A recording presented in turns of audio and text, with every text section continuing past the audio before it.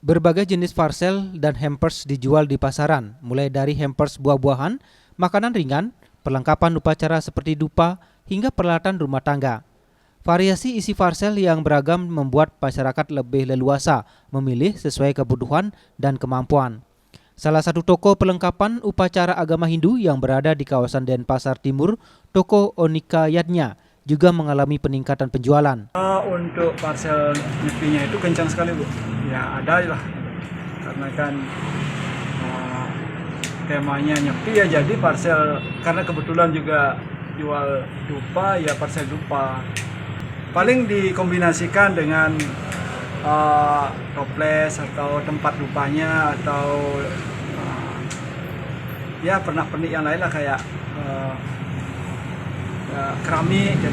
Harganya kisarannya dari harga yang paling murah sekitar 50 ribuan ada, sampai yang tergantung permintaan sih, karena di sini kan ngerakit sendiri, Bu.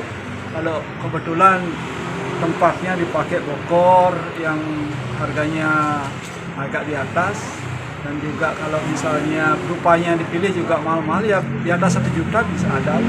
Bunga Widrayani, Bali TV.